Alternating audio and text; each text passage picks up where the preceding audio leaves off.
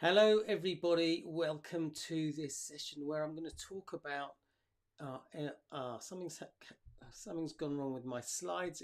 Let me just fix that. Don't know what is happening.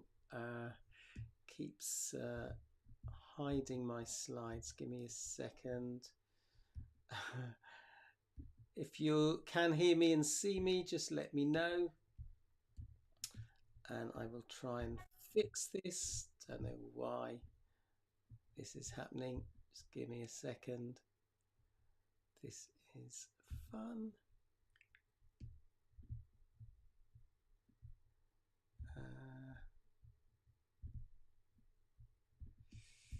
Okay, I don't know if there's... All right.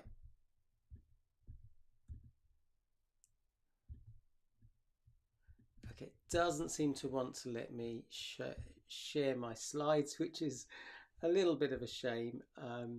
But anyway, if you're watching live, just let me know you can see and hear me. If you're watching replay, just put hashtag replay. So I'm going to talk about this topic. How could I recover faster from ME, CFS, fibromyalgia? Now, if you have got long COVID, I think what I'm going to be sharing is going to be of interest. So I'll talk about what could have helped me heal more quickly.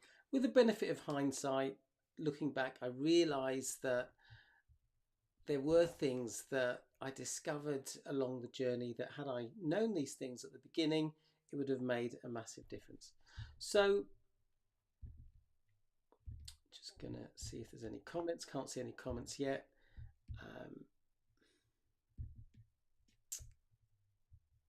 Sorry, this seems to be playing up a little bit. Okay, if you can hear me and see me, just let me know.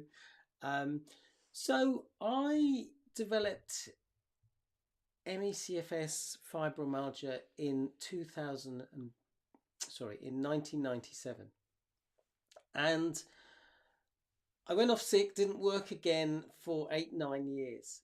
In 2005, so this was 8 years after I got sick. My health was still variable. So Sarah's saying, can see and hear you. Thank you for letting me know. So yeah, my health was still variable. And in the last video I did last week, I talked about brain training techniques that I learned. And a key thing that really made a difference to me. Okay, I have been able to share the slides. So let's just go through the slides. Key thing that I did learn is how to, well, a key thing I learned was understanding the autonomic nervous system. Okay, so as I say, in 1997, that's when I went off sick. 2005, I started learning things that really helped. There were two key things I learned. Hello, LM1. I think that's Alan. Is that right? Let me know. So the first thing I learned was about the autonomic nervous system. All right. And you may know this already. There are two, well, we'll talk about two parts of the autonomic nervous system. In particular, the sympathetic nervous system, which activates the fight-flight mechanism, and the parasympathetic system, particularly the branch, the ventral vagal branch, which is our rest and digest part of the parasympathetic nervous system. I did later start to learn more about the dorsal branch, which is our freeze shutdown branch of the parasympathetic, and actually that was important to understand that because some of us experience shutdown and we need to know how to navigate that. But initially, the things I first started to learn about was the relationship between the sympathetic and parasympathetic nervous system. And what I came to understand is that our unhelpful responses, our beliefs, our thoughts, emotions, and behaviors could activate the fight-flight mechanism. And this resulted in the suppression of our immune system, our clever thinking, the part of our brain that can be creative and do problem solving. It can suppress our digestion, so we're not digesting our food properly, which means that nutrients aren't getting to the cells. It impacts our energy. If the brain thinks we're in danger, then energy production is switched off because it's not essential in a danger response. In a danger response, we want to be utilizing and mobilizing the energy that we have already. And it hinders deep, refreshing sleeps. Because let's say you're a caveman, cavewoman, and there's a saber-toothed tiger prowling in the area. You don't want to be sleeping deeply. You want to be sleeping lightly so that your brain is listening out for any noise outside that could be a threat. All right. So LM1 is Alan. Hi, Alan. If you've just joined, do say hi. Let me know where you are in the world. Now, this activation of the fight-flight mechanism is absolutely fine if it's a short-term response. Okay, it actually is essential if we're faced with a threat because it's going to help us survive. We're going to either run away or fight. Certain functions are switched on to prepare the body for action. Hormones are released very quickly and our breathing rate increases. That means we're going to get more oxygen to the muscles. Our heart rate increases. The body releases adrenaline, cortisol, and other hormones to help that happen. Our senses are heightened, so our sense of smell and sight and hearing in particular, okay, because these are going to help us survive. Now, certain functions that are not critical to survival are going to be suppressed or switched off. So this includes the rest and digest functions and the I messed that up. Let's go again. So yes, these things are switched off and the body focuses on all its energy on the short-term emergency. Now, problems arise when we activate the sympathetic nervous system too much. And remember, the mind can activate the sympathetic nervous system. What I started to understand is that I was living in sympathetic nervous system activation a lot of the time. And this was really hindering my recovery.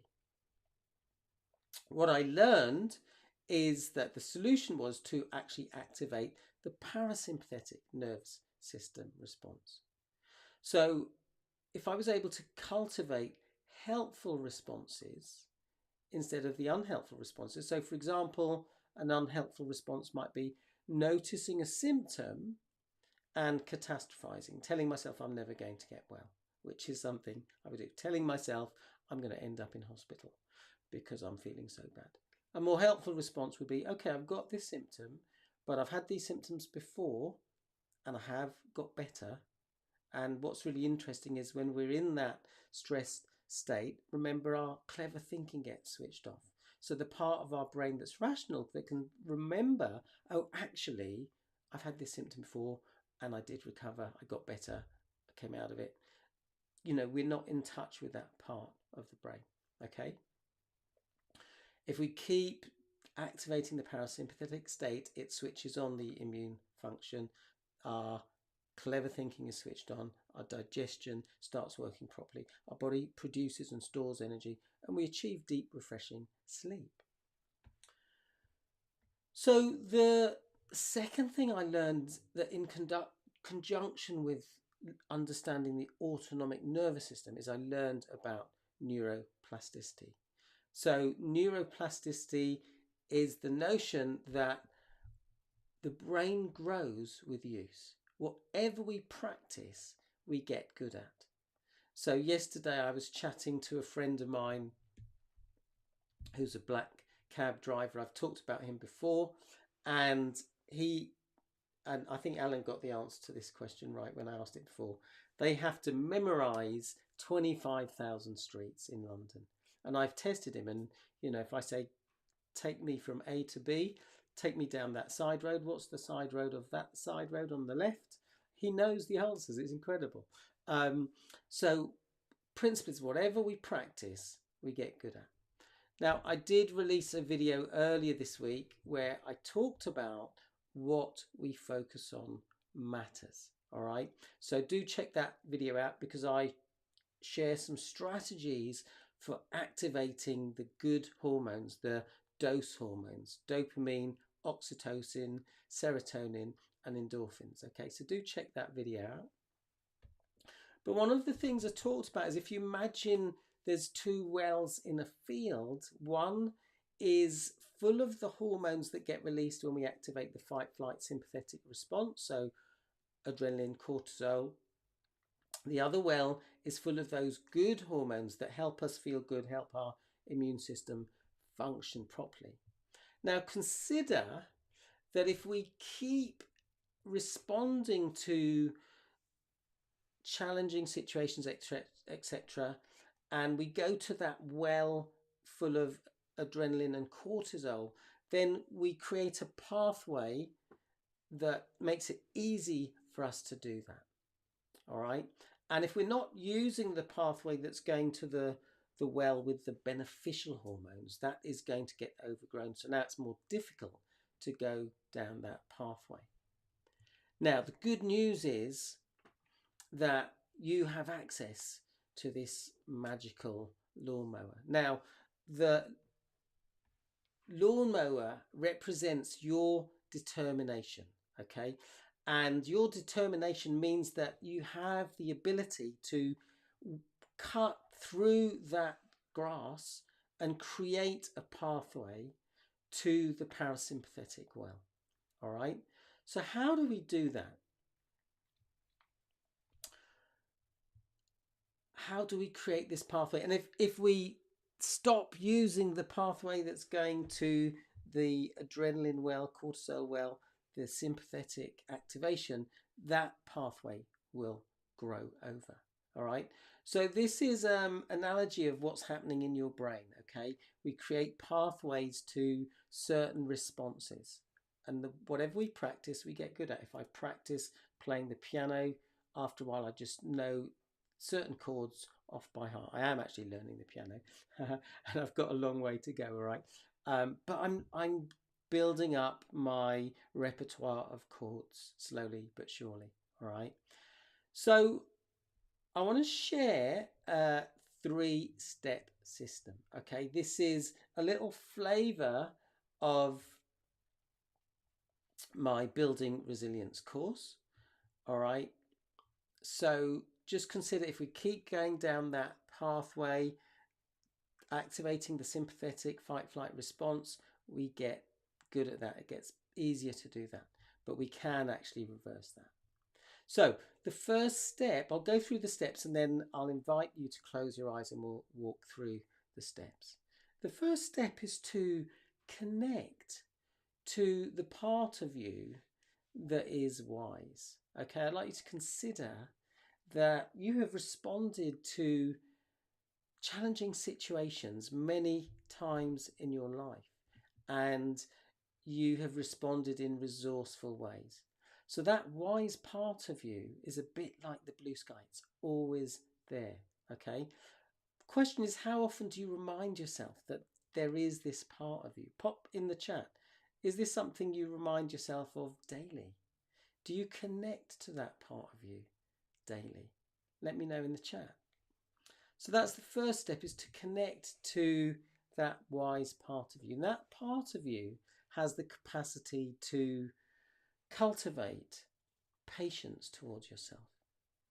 Pragmatism. Pragmatism is a really important skill to have if we have, or quality to have if we have a health challenge, because it helps us see things in more useful ways. So you have the capacity for patience, for pragmatism, for acceptance, because when we resist what is, that just results in more suffering.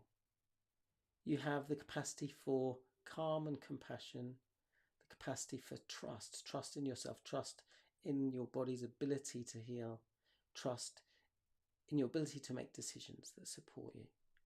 Okay? That part of you that's wise has the ability to spot patterns. I call that your supervision, all right? And when we are able to spot patterns, we now have the ability to make some changes, to make different choices. So first of all, we connect to that wise part of us. Then we take a breath, we just pause, and we just really connect to that part of us.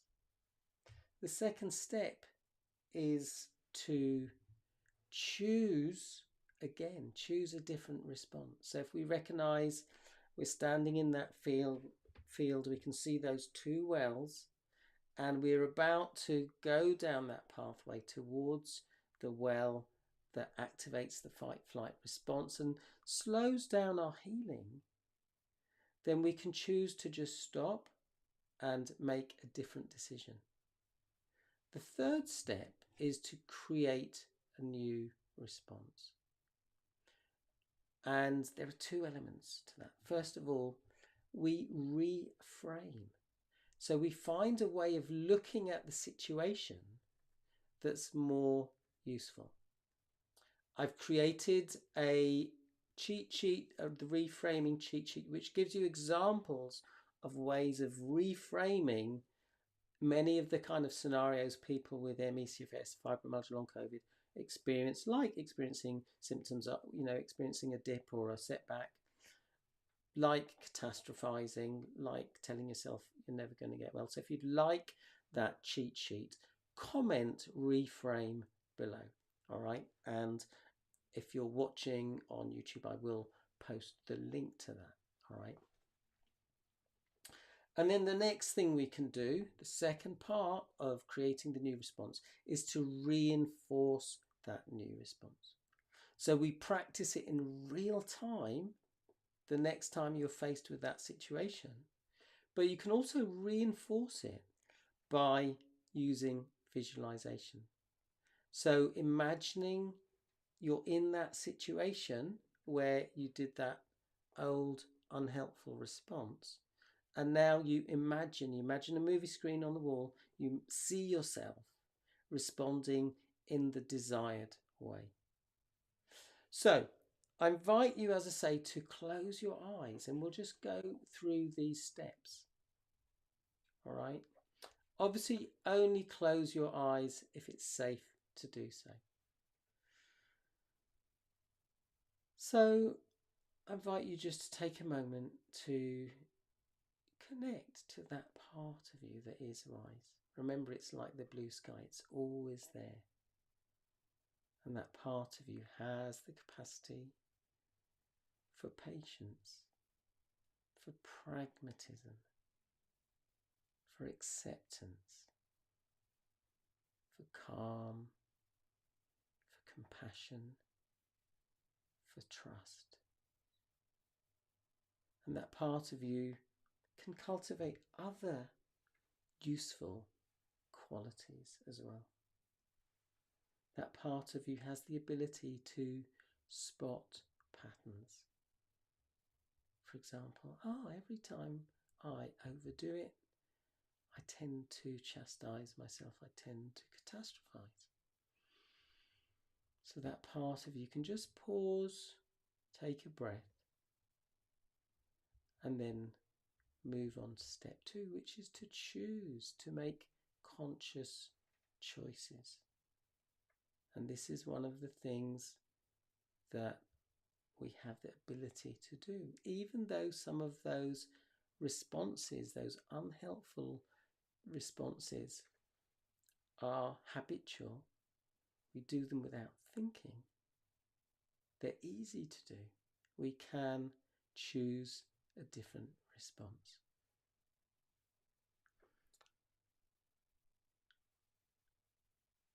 So we can now create a new response.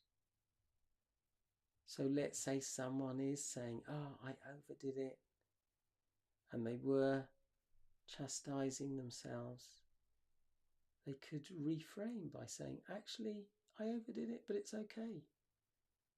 I made a mistake. That's part of being human. I haven't yet broken this pattern of overdoing it, but I can learn. I can reinforce the new pattern by, number one, maybe I'll use a timer and set the timer, let's say, for 30 minutes or 45 minutes. And when the timer goes off, I'm going to just pause. I'm going to remind myself of my wildly important goal. This is a concept I talk about, and I encourage people, I get people to identify their wildly important goal. And I'm going to visualize myself starting a task. Before I start the task, I just remind myself of my wildly important goal. I make sure I do this task that's aligned with that wildly important goal. I visualize myself setting the timer, and when the timer goes off, reminding myself that I can come back to this task. And now it's important, useful just to pause and just to check in with myself and check in what I need. And if I recognize, yeah, now's a good time to pause and I'll come back to this activity later, knowing that by pausing and just allowing myself to reconnect, check in with myself, I can help build my energy. If I do feel that actually I'm okay to carry on for a bit, then I'll do that. So we can bring flexibility into the equation. If I know that is my tendency to keep going, then for now I'm just going to practice pausing and just checking in with myself. And I'm going to visualize myself doing that activity, setting the timer, stopping. I'm going to practice that every day, maybe for 30 days.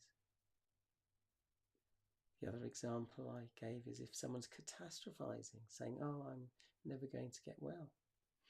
We're now going to create a new response. Firstly, by reframing, saying to self, well, actually, I haven't got a crystal ball. I don't know that that's true. It is possible. I can recover. I understand the scientific principles that when I'm in the parasympathetic state, my body can do important healing work. So it's reasonable to assume I will come out of this dip or setback because I have before. I'm going to reinforce that by practice in real time. If I catch myself catastrophizing, I'm going to go through these steps, connect to my wise self. I'm going to choose a new response, and I'm going to create that new response by reframing, reinforcing. I'm going to visualize myself doing that. I'm going to visualize myself maybe when I'm experiencing symptoms, visualize myself just being relaxed and having that sense of trust that my body can heal. So as I say, if you'd like that reframe cheat sheet, just comment reframe in the chat. Now, there are other things I learned, and it would take me a while to get through that. If you'd like to know more about those things, then just do check out the video on my homepage on my YouTube channel where I talk about those things in more detail. So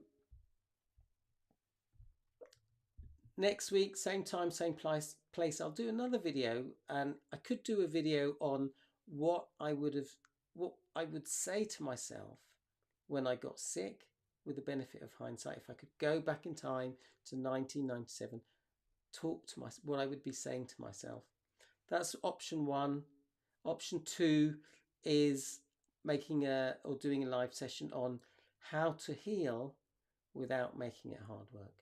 So let me know in the chat which option you'd like, and I will decide a over the weekend. A, what I would have said to myself when I got sick. B, how to heal without making it hard work. So put an A or B in the chat. I'll have a look at the answers and I'll make a decision. Alan says, thanks, very useful. So let me know what is your takeaway from that. Pop that in the chat if you like. If you have found this video helpful, do like and subscribe. If you'd like more tips, do join my Facebook group. I'll put the link below this video. If you've got any questions, get in touch.